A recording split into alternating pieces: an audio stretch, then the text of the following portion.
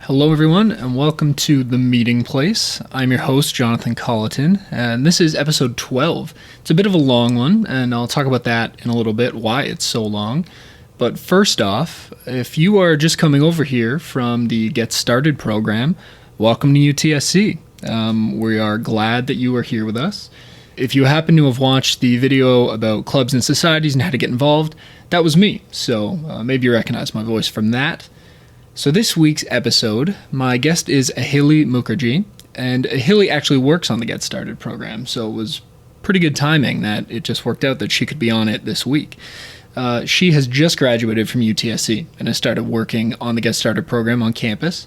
And the reason this episode is so long, normally the episodes are about 30 to 40 minutes, and this episode is going to be about an hour.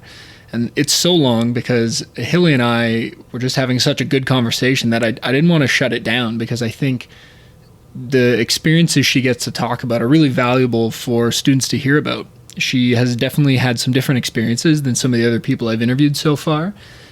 One of the things that makes her experience so unique is that Aaheli is an international student. And so we talked for quite a long time about what that was like, having to pick a school from anywhere around the world, and how she ended up picking UTSC, and then what that experience was like for her family, having her away from home for so many years and then not being able to actually come here to see her graduate due to the COVID-19 pandemic. The interview is so positive that we didn't even talk about COVID-19 at the end. We just said it was too good and we weren't going to discuss that. The other things, though, that we talk about are her experience working in the theater on campus. And we haven't had anyone else on the podcast who's had that type of experience. The last thing we talk about is her experience working in residence. She's had multiple jobs over the years working in residence, and they've all given her something a little bit different. So she shared that as well. Here is the interview with Aaheli. I hope you enjoy it. So welcome to today's guest, Aaheli. How are you doing today? I'm doing really well. The weather outside was nice all morning, and then it started raining, and now I think it stopped.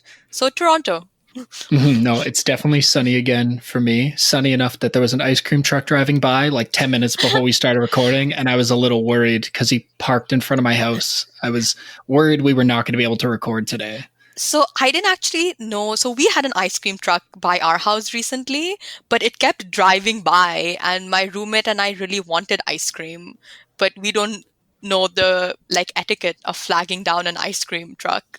So, It's funny, right? If you ever grew up with that experience. Like, my wife's from a small town and she thought that was only in the movies. And then when an ice cream truck drove by one day, I was like, yeah, this happens all the time. So this is the first time I've ever seen it in my life driving by. Like, I've seen parked trucks and I was like, oh, it's kind of like a food truck. Like, they show up to a location and then just hang out there. I have never seen one like in action with ice cream truck music, if that makes sense. 10 minutes ago, 20 minutes ago. It just happened for me.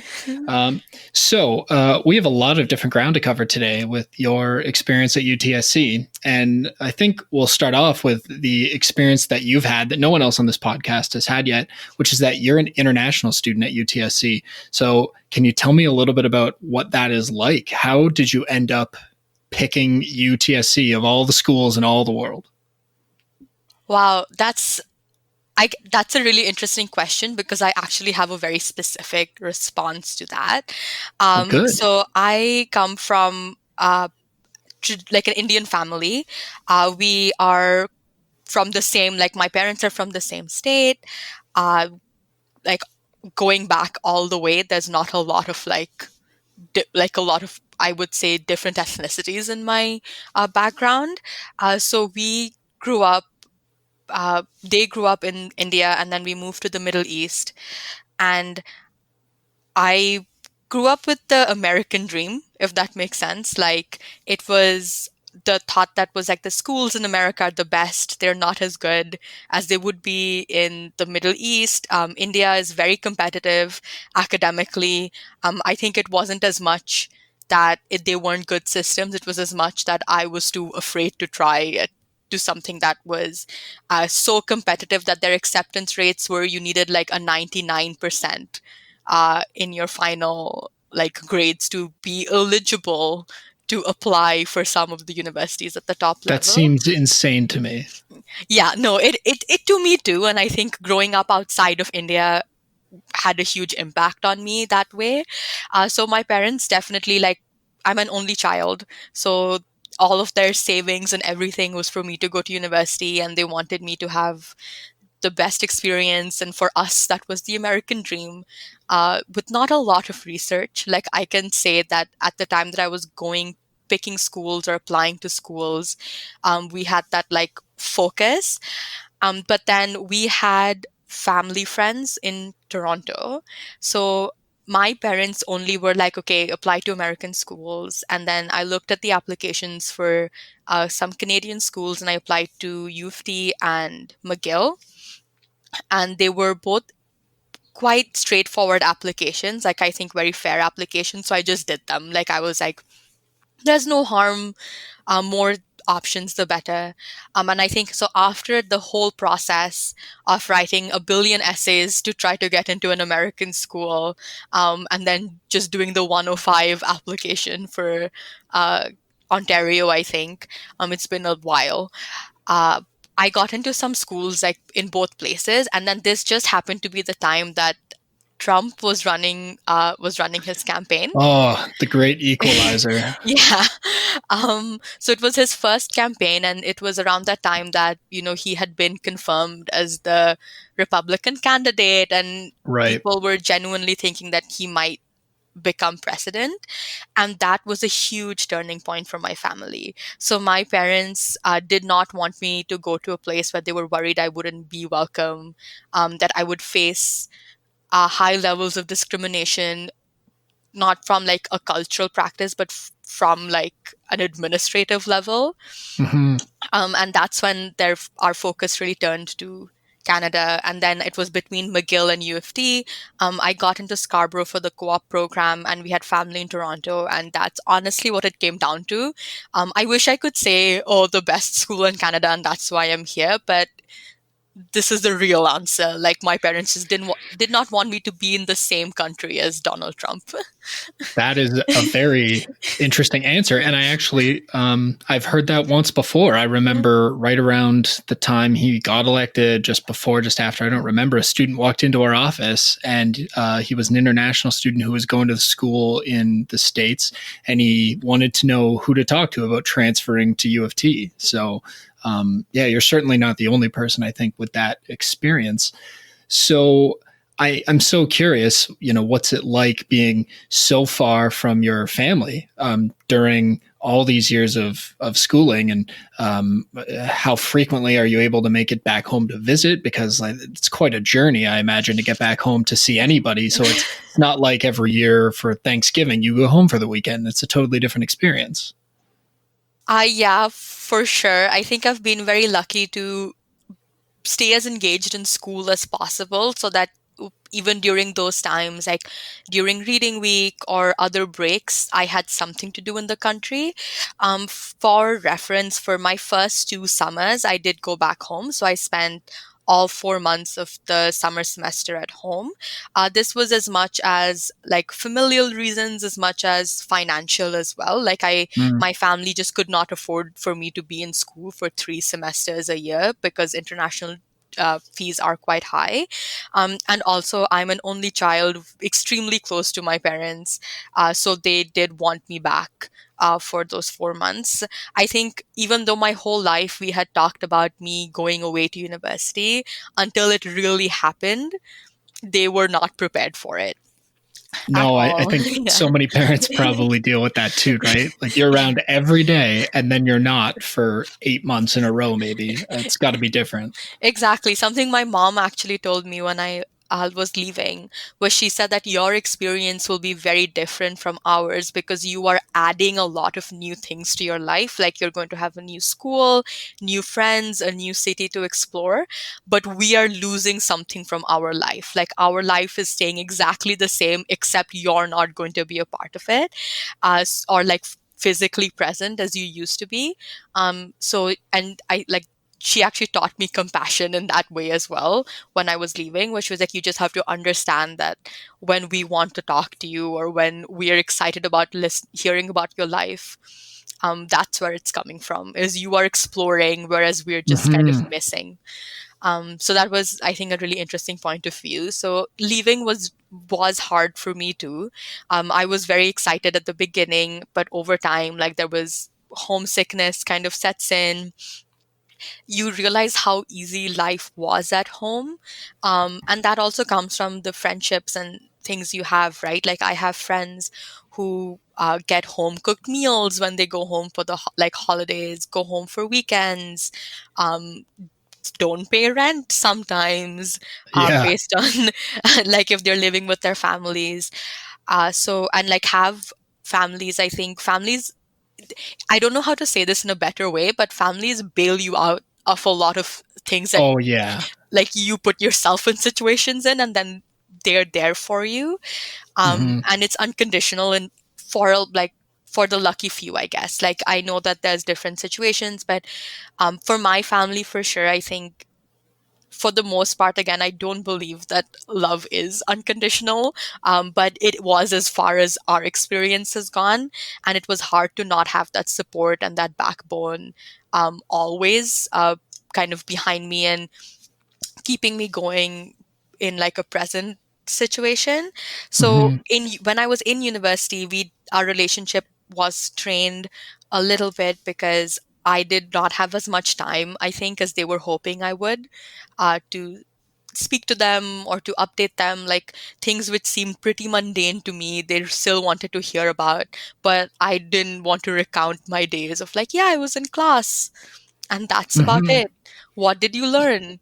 I learned about like this theory and that theory, that we don't share like academic interests. Like my parents did not do anything that I did academically. So Hmm. first 4 years, I think, were a lot more challenging. It's strange to say, I think our relationship's gotten better now through this situation.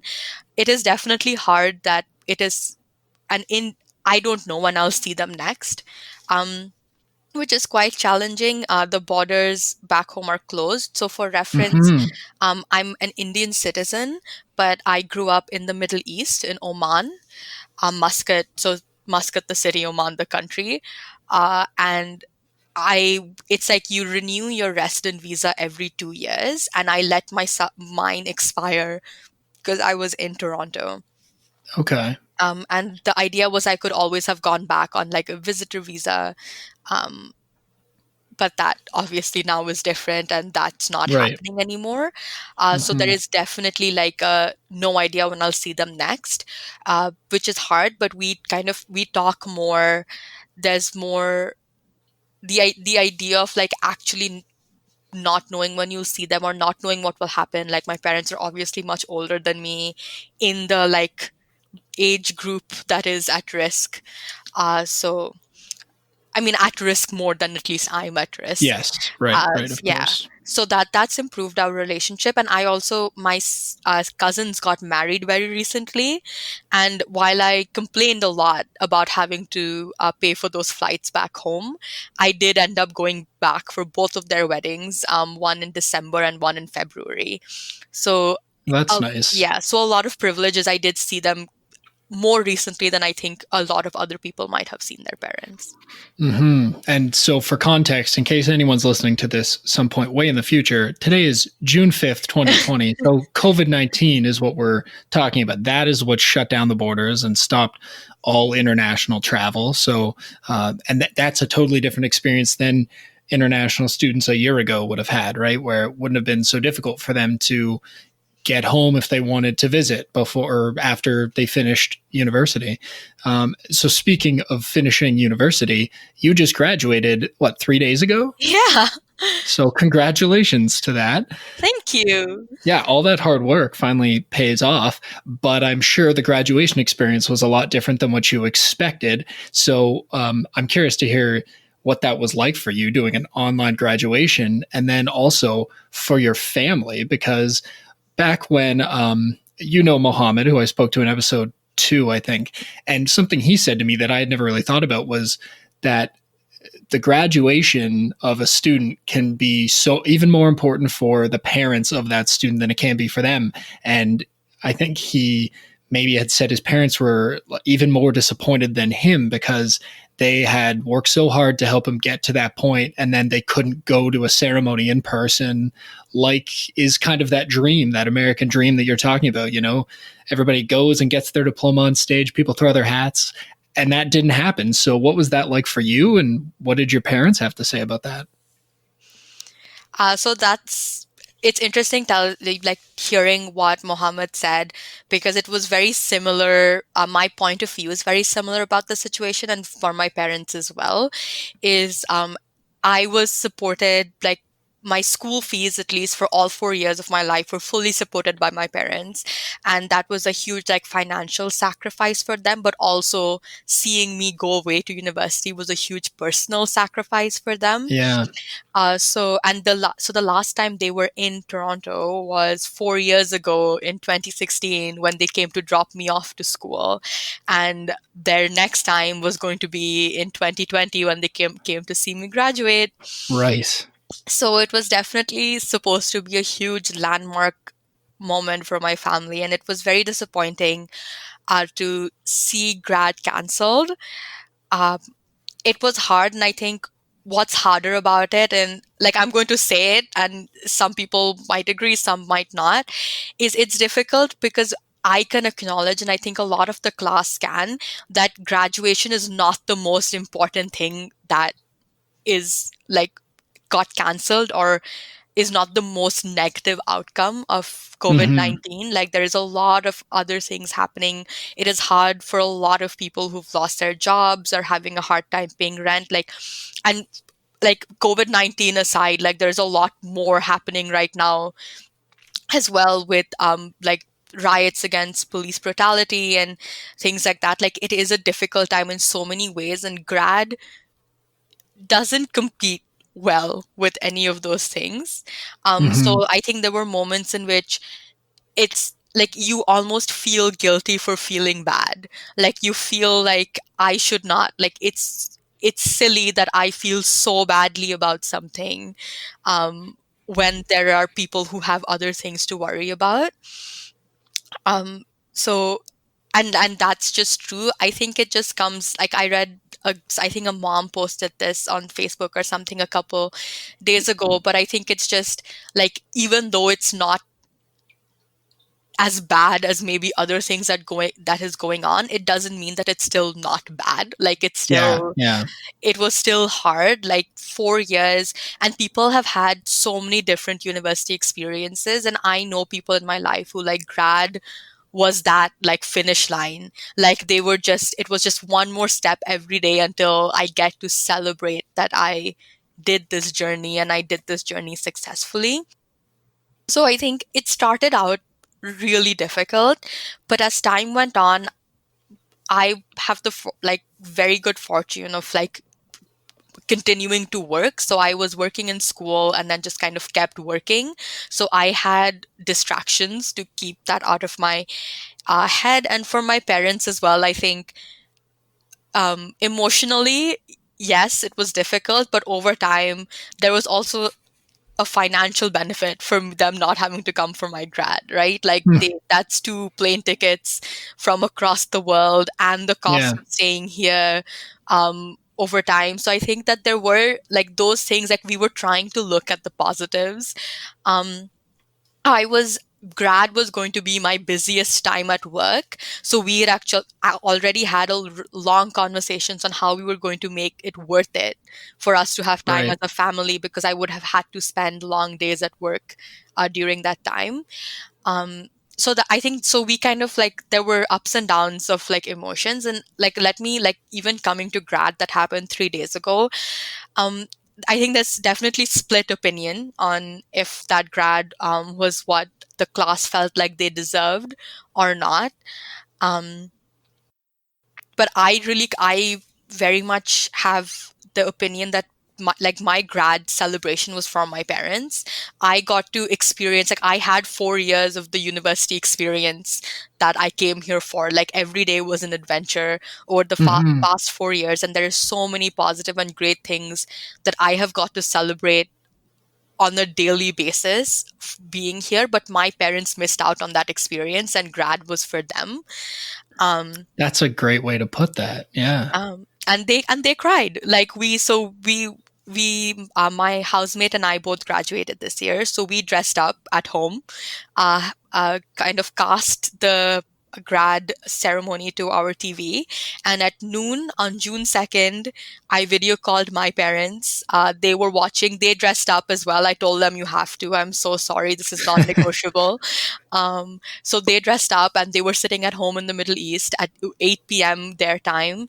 And we watched, and my family all around the world watched. Like, we shared it with our friends and family, just letting them know what was happening so they wouldn't feel like offended, like we didn't say anything. They all Hmm. tuned in.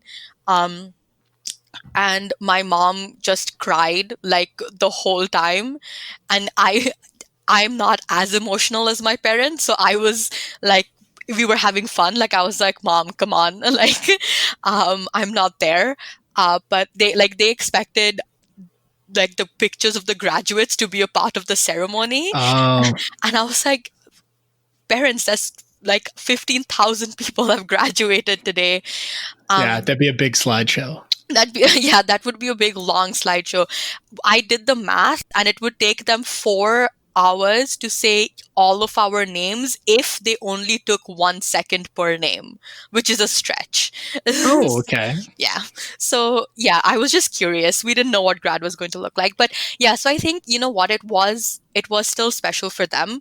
And that made it special for me, just as an extension. We took pictures. My parents sent me a bouquet. Like, they ordered a bouquet online from the Oh, Middle that's East, nice. like supporting small businesses all around the world. But yeah, so I think that's kind of what I have to say is, I think grad always is not what everybody expects. Even when it is in person, there is Mhm. always feedback that isn't always positive. Um, like, in real grad, you only spend 2 seconds on stage before, like, you keep going. So Yeah. yeah, it's hard to meet those expectations. But if it was enough for the people that you care about, then that's what matters. Like, those names scrolled for 25 minutes. Scarborough was at the end, and I have multiple family members who watched 14,999 names that they did not know or really connect with scroll by just so they could see mine. So, That is awesome. And I guess like if there is a bright side to this, it's that it's 2020 and the technology exists that they can participate even if they're not here. yeah. Because maybe your family from all around the world wouldn't have been able to come anyway, and now they got to see something, which is great. And yeah, you're right about the experiences you had over all the years you were here. That's what built up the university experience for you, right? And graduation, it's, yeah, not to downplay the importance of it at all, but the other memories, they aren't invalid because graduation day didn't go the way that you would have dreamed about, say, 4 years ago. So And I think the way I choose to look at it, in addition to that, is our year, regardless of what it looks like, gets to celebrate more than once, right? Like, most mhm, people got their one grad, but we are supposed to get another one, which is already 100% more than other people got, even if it looks different. that's a good way So, to look at that also. Yeah, you get a bonus graduation. yeah. So, to kind of jump back in time a bit then, and from grad back to the beginning of university, let's talk a little bit about your journey from first year through to now. And from the academic side of things, what was your program of study and how did that progress? Were you one of those people that changed your major at some point throughout university, or was it consistent? You knew what you wanted to do and you did it all the way through? I hope I was the second kind. I wished I was. But so I came to school with a in the co-op psychology program. And I knew that I had interest in mental health. Like that was like a direction I knew I was going. So at the end of my first year, I got into the co-op mental health program. Um, but as one of my electives in my first year, I did the International Development Introduction course, IDS AO1. And for me, that course changed the trajectory of my academic career, because I realized that there was like what I realized doing that course was that course gave me a much more like critical mindset, I would say, or gave me Mm, the ability to discuss like world politics, or look at the current state of the world from multiple different perspectives. And that really like changed what I wanted to do academically. And this is not me saying that, oh, I don't think I had a critical mindset at all, but I had not considered it as an academic possibility. okay. Like, oh, that's something that I could actually cultivate with theory and like learning from scholars who are in the field. So while I was doing, and like this was I guess it was a mix of many decisions in my life, is I really wanted to uh, go into international development a little bit more, to learn things like one piece of learning that was important to me was like the social determinants of health, is the idea that somebody's health isn't affected just by them not taking care of themselves. Like it Right. matters, like access to healthcare matters. Then access to healthcare is impacted by your like socioeconomic status. Your socioeconomic status is impacted by your race, by your access to jobs, by your access to an education while you were growing, by the access your parents had to education. And because I did mental health, which is a more like health field, um, like those crossovers were really fascinating to me. And I think so that was one part of it, is I found a love for international development and started by just doing it as a minor. Um, but then in my mental health co-op field, is a co-op is you work for a semester or you find a full-time job in your field. um, in, University of Toronto is very research oriented, and I think learned very early on that I'm not.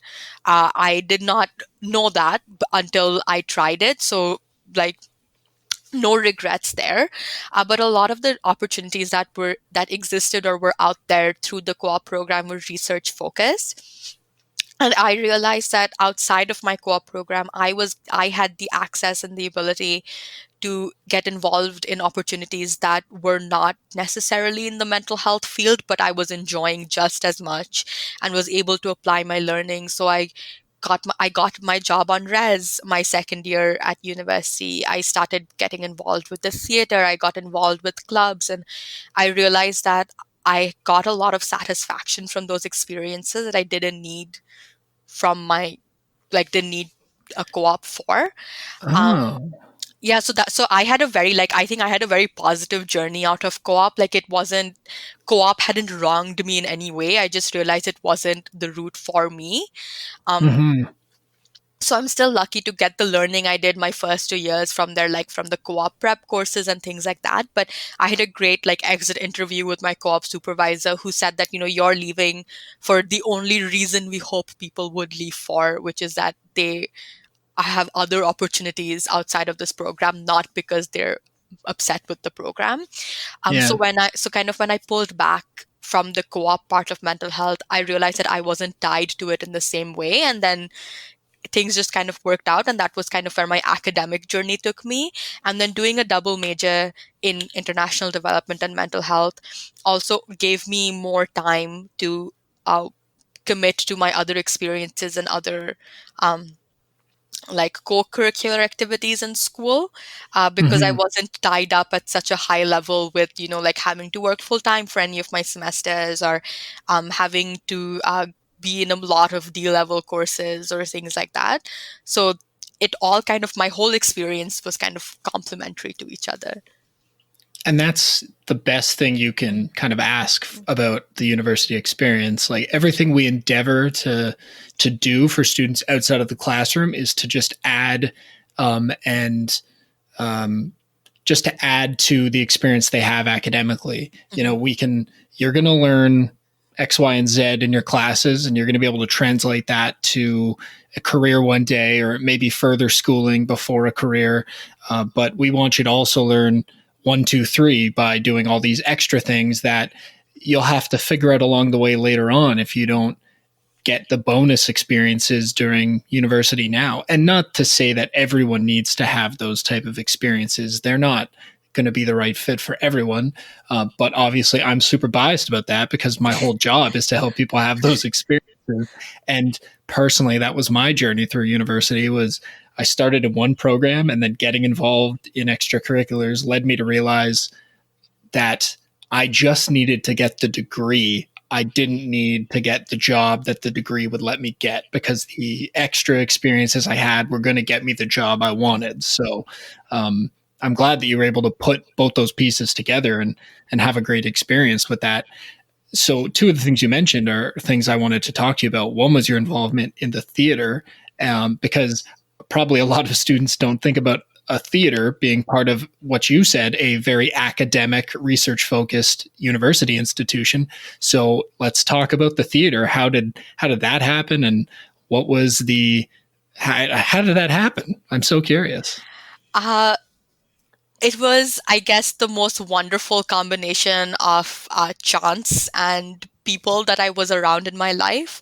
So the theater runs in my family. Culturally, there is a lot of art focus. I am Bengali, I'm Bengali from India, and we had our first Nobel laureate was in literature, Rabindranath Tagore. So there's very ingrained sense of responsibility to art in my culture and in my family. So I grew up learning dance. My dad acted in plays, not professionally, very much like within our community, but I always had that love for it and also did it in high school. Like IB, higher level theater. And I think what I learned through those experiences was I find theater a magical place. I am not an actor. I'm not meant to be an actor, and that's okay. I love working backstage, creating and spinning like the magical weave that kind of encompasses a production. So I knew that coming into school. My first year, I auditioned for the school's. I I'm trying to think of the word, but the improv team. Okay. Yeah, I made it. So I was on the UTSC improv team my They first just year. applied for club renewal like today, so I saw their name earlier today. So um, absolutely not an experience I thought I would do. I don't think I'm funny on the spot. It was just something I was trying to do. I still remember the joke that I think got me the spot. Was we were doing a game where you like tap out. So you're obviously improvising a scene and then you kind of tap someone out. And I think we had, so the scene that was before mine was going, somebody had turned themselves into like a grotesque monster. And I tapped out the other person in the scene. And I went in and I was just looking at my hand and I was like, you don't really look like your Tinder profile picture. And I think Oof, that's pretty good. um, it's not, I think you had to be there for it to be that funny, but I think I impressed the person who was auditioning us. Uh, and I got in. I was on the junior team. It was an incredible experience and my step in. And then I just knew like when I lived on residence and one of the residence advisors used to be was a stage manager at the theater.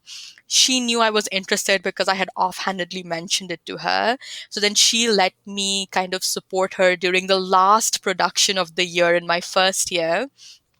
She then transferred schools and she was the obvious choice for stage management for like other productions, but because she Mhm. left, she recommended me to the directors of the next production. And I wish I could explain to you. Like, I wish there was like a rule book that I could tell you. And like, if you want to be involved, this is how it goes. I just realized that being around helps, speaking to people helps, and making your passions clear helps. Like, I don't think there's any benefit from like hiding your interests or like trying to meet all of your goals alone. I think Hmm. people around constantly want to build each other up and keep expanding their community. The theater is one of the most like loving places I've ever been in, and I've been in a lot of spaces with a lot of like support and love and encouragement. And then it just kind of went from there. Like, I got my work study position as a stage manager in my third year. And in my fourth year, I actually asked my supervisor, I said, I know I'm leaving next year. Like, if you want this position to go to somebody else who can then, train and stay on the position, I would understand. And they were like, that is the silliest thing we've ever heard. Like, we don't turn our back on family. Of course, like, we need you to be around.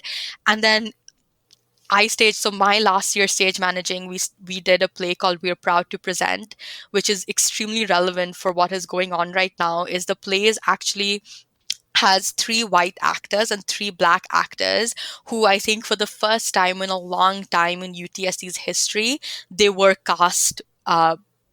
They were cast to be white and black. It was not blind casting.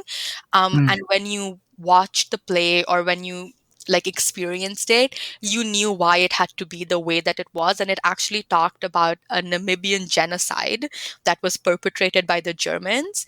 And the whole play is based on the fact that the only evidence that they have is German letters, and they're trying to create, so six actors are on stage trying to create a play in front of us. And you see how over the course of the play, like they start there's microaggressions against not just the black actors, but about like the experience of the Namibian tribes at the time. There's the idea of like, if the only thing that exists in history are these letters that German soldiers wrote, and German soldiers did not write home about the genocide. They did not, they were writing to their families and their wives. Um, but anyway, sorry, like I love this play. I can kind of go on and on about it, but I'm not stopping you because I do want to hear about it, but um, it sounds fascinating. so it was actually great. Like, it was, I think, one of the best productions we've had. Our when our faculty came to watch it, when the faculty came to watch it, they like walked out of that and they were like, we don't even like don't know how to respond to that. And our whole team was brilliant. Like, I think the content matter was extremely heavy, and we used to have discussions about race in as a part of the process. So again, like the theater, like people, like you can see it as just an art space, but there is so much important work that happens even in the creating of that art. And so I guess for the flair of drama is our opening night was the I'm going to look up the dates, but it was the Thursday before the Friday that was the last day of school Oh in yeah. March. So we were supposed to have 2 weekends of runs. So Um, you only got like the Friday show probably. so we opened on the 12th, the Thursday. Yeah. So we do Thursday, Friday, Saturday, and then we do Thursday, Friday, Saturday the weekend after. That was the day we canceled all events on campus. Yeah, so Oh. yeah, so about that, so the show was an academic, it was a part of a class, so we counted as an Yeah. academic requirement. Um, it fully like it was a loophole. Like, we wanted to do the show, and we happened to be academic. The show opened Thursday night. Our faculty was supposed to decide on Thursday night what the future of the show was going to look like, and they walked out of that show Thursday night and they said, we aren't talking about this today. The show is going to go on for as long as it's safe for it to go on for, because it's hard to cancel something like this. Right. Um, Well, so the topic is so relevant to the world today too. So I'm glad to see that you guys were able to continue to actually do that for however long it was able to go on. so we got 3 days. we got an opening, a middle, and an end. We had really difficult conversations with the cast every day because when you work on a play like that and don't get to finish your run, it is difficult. But we walked out of that with so much gratitude because our show opened in a time when many shows didn't. Many shows didn't get their first night or their last night or anything in Mm. between. Um, so it was a really really hard way, I think, to end my time with the UTSC theater, but it's a community that never leaves you. I was in fact talking to my supervisor yesterday because he wished me on my birthday a couple days ago, and then we were just talking about like what it means to be a part of something like that. Um, so yeah, I think I rambled a little bit about the theater. It's a place I love a lot and have had great experiences in. And I just got into it by being around, seeing the opportunities that were there. The UTSC Drama Society does some great work trying to engage the community, bring more people in.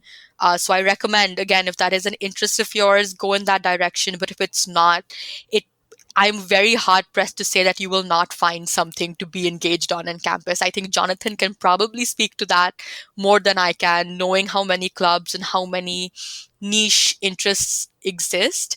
But there is a community for everybody.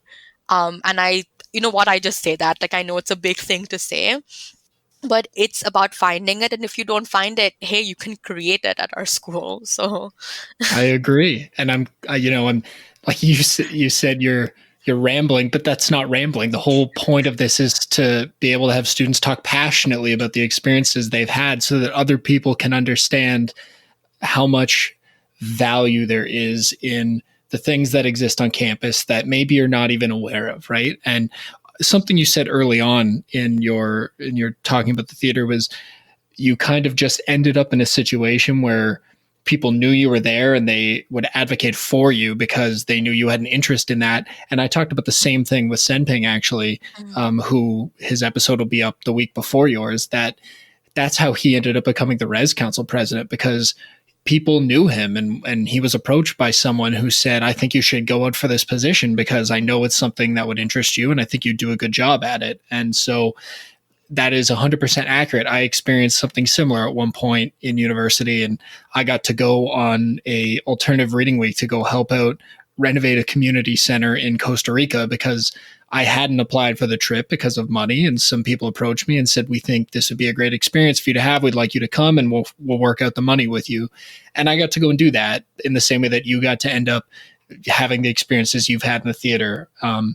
And so those being in the right place at the right time, just, yeah, it happens. But also, if you put yourself in the right place, then you're just there in the right time sometimes. and I think just to kind of add on to that, it's also about you never know who or what situation in your life is going to define the rest of it or is going to impact the rest of it.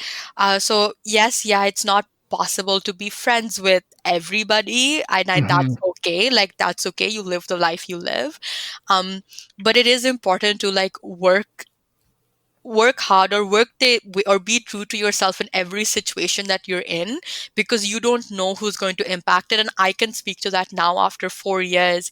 Is I get asked my opinion about students who have applied for jobs or things like that in spaces that I now work in, um, and who have worked with me. And I'm like, it's interesting because I don't think as a student, when we were working in a club together or we were having an interaction together, anybody like that person would have known that the impression or or my opinion or like experience working with them would be something that can impact them later on in life.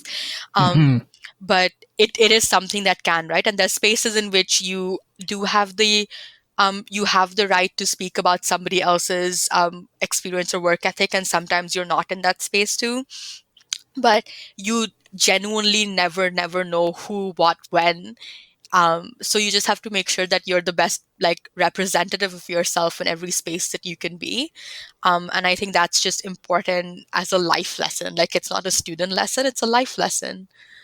Definitely. And that's what being a student is all about, right? It's not isolated to like when I was a student, this happened or I learned this. That is just a step in your life. And so everything you're going to learn from that, you take with you wherever you go afterwards. So, yeah, great thing for people to remember. Yeah.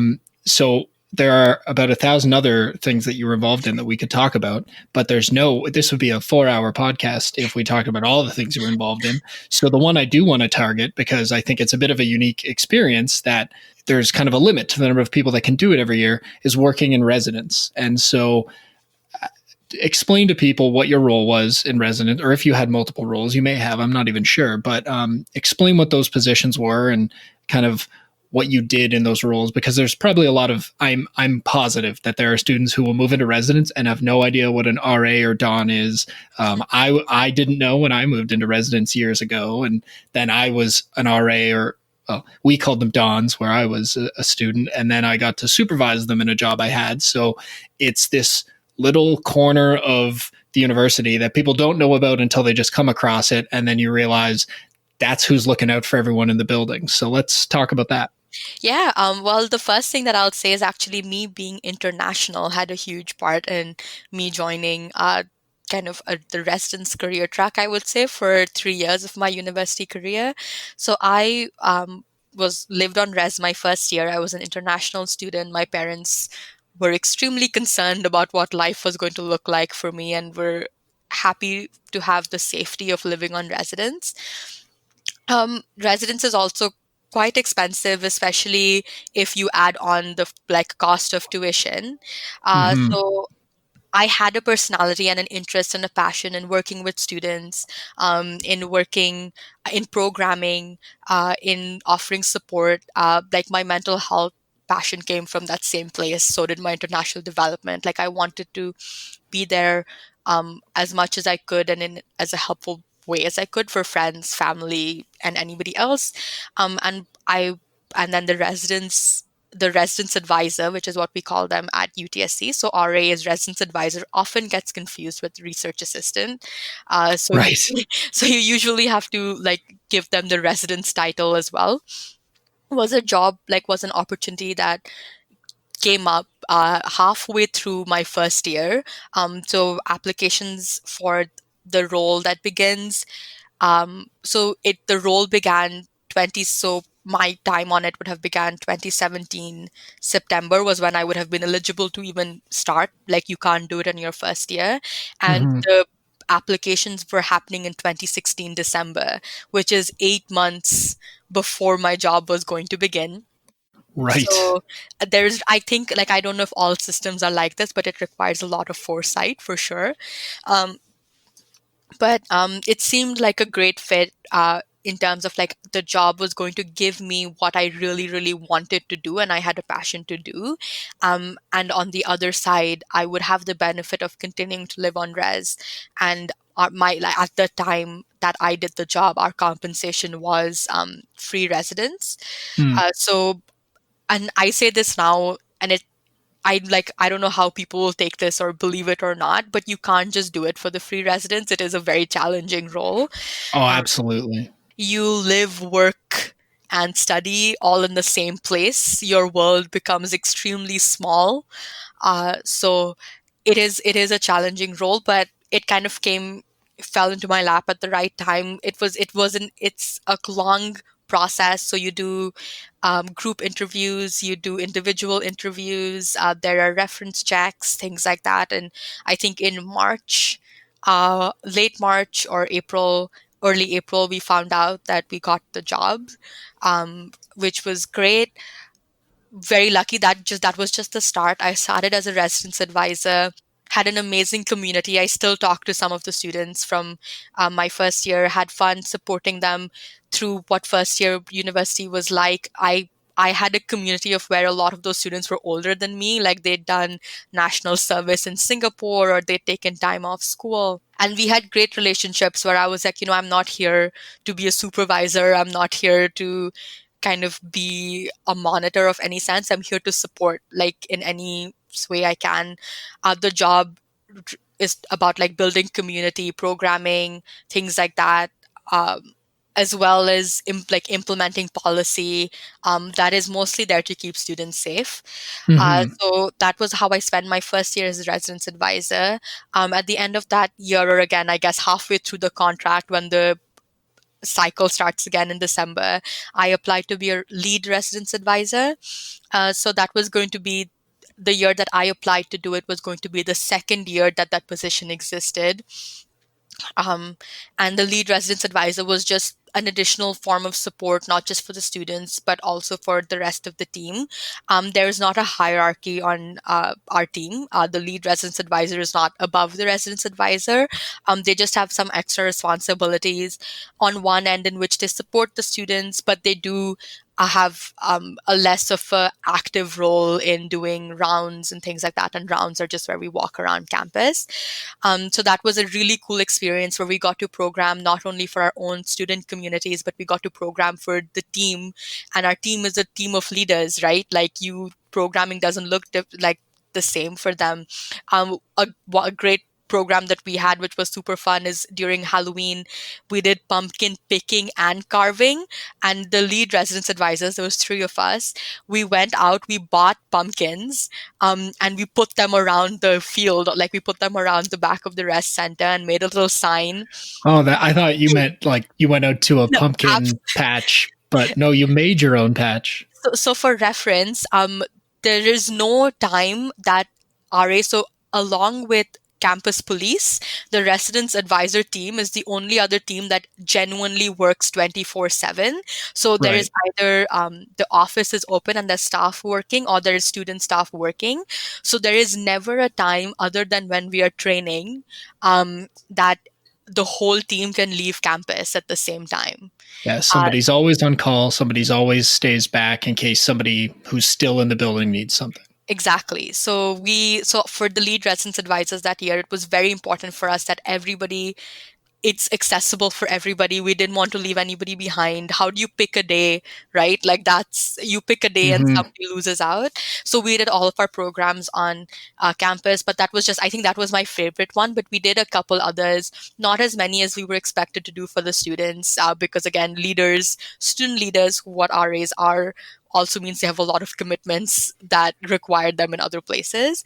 Hmm. That was a great experience. And then my last year, I was a residence engagement facilitator who is a programmer. So, as an RA and a lead RA, you program for your own unique communities, which is a range of about 30 to 45, 50 students.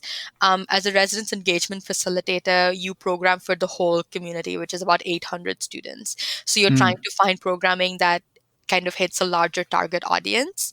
Um, and also, in addition to that, I was also residence life programming assistant, which was I supported our residence life program coordinator at the time, because there was a lot of change in our department. There was a lot of Hmm. like movement happening, and the experiences that I had developed over my time at university, in res and in all of my other spaces, just made it that I could support um, my supervisor in additional ways, like with administration, with knowing how Yeah. the school worked, knowing who to reach out to for what. I was able to offer additional support. So I kind of did two roles that year, my last year on res. Institutional history. That's what we call that. Yes. Which again, like, what do you do with that once you leave? Like, You document everything. You write it all down. Uh, Not that I'm leaving or anything, but I've been doing all my documentation right now because we have time. I don't have as much programming going on. So I've been writing everything down so that somebody else can just read it one day if they need to do it. I should be writing too. You're actually right. So I might do that. I might go back and write. But yeah, so and that was it. It's like me and even other folks on our team came with a lot of institutional knowledge, and I think I just stuff like this excites me. So I was able to support in that way, is kind of help make sure that our administrative aspects, like we were booking rooms, offering feedback to our student staff team who were submitting proposals for programs, and doing larger scale events. So we do haunted halls, things like that that are targeted to the whole community. So I had a extremely privileged experience on the residence life team, because I kind of worked my way through all of the different student staff roles that were available. Um, to us. And I think what I learned, I think if I had to kind of sum up what I learned, is that you, I mean, there isn't a way to sum it up, but like I've been in situations where like you support students through difficult mental health situations one day, and then the next day you are doing a program in which you're painting a rock.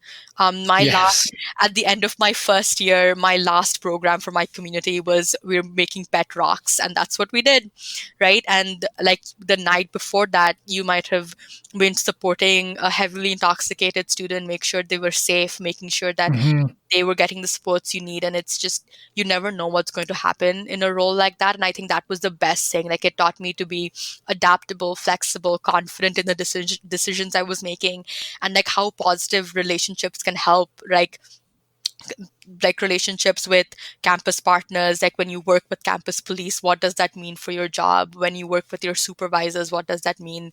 But there's never been a greater learning, I think, for me than that came from res, and I owe a lot to that. So if students are looking for experiences at university, I would highly recommend that one as like a great work experience, um, because things are always changing, and you are helping a student, like you're literally helping their living community.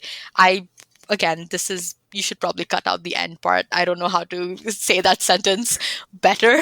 Um, No problem. but yeah, you're a huge part of a student's first year experience, um, and can make or break such like what that means for them. So It's so true, and for some people, it's as much as like the act of someone just pulling them aside and asking if they're okay, and painting a rock or like building Lego with them can mean all the world for somebody who lives in residence, because it's worth acknowledging that, especially in a time like you brought it up earlier with the stuff that's going on in the United States right now, and that exists in Canada too. We're just seeing so much of it in the US right now.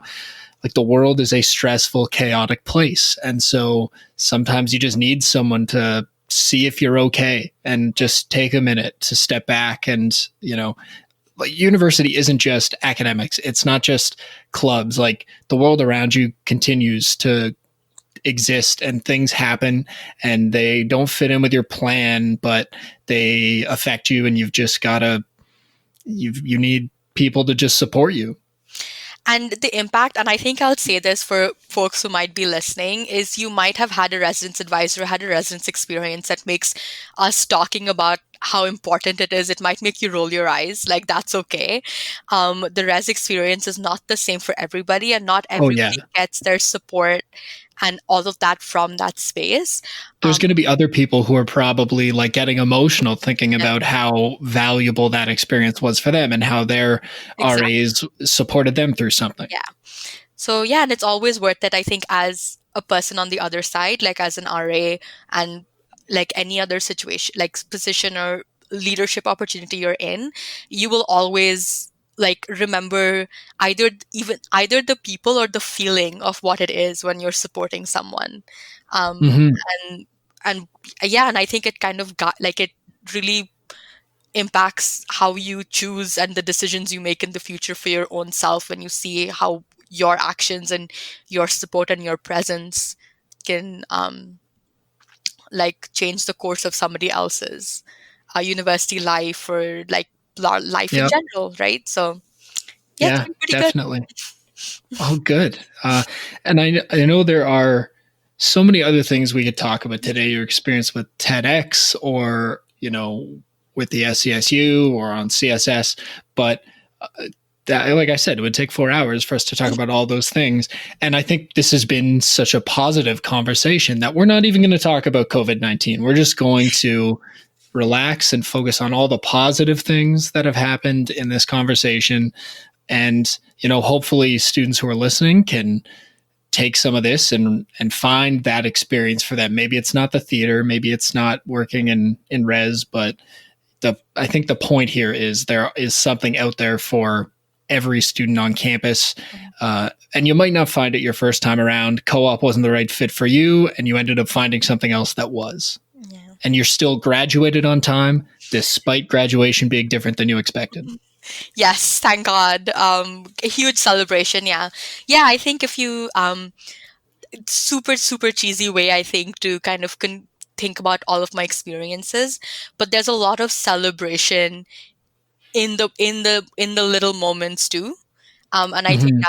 that's just something to like when you're reflecting on experiences or reflecting on your time at university or looking forward to your time at university is just realizing that if you like choose to celebrate when those things worth celebrating are happening, like celebrate your last final of a year, celebrate the last course that you, like coursework you've submitted, celebrate a great team meeting if you were leading it for the first time, celebrate a great like event that you ran.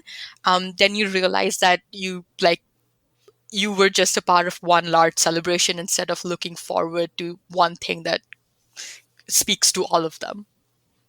That is a great parting thought. So we're going to leave it there. Remember to celebrate the little things. Thank you so much, Aaheli, for talking to us today.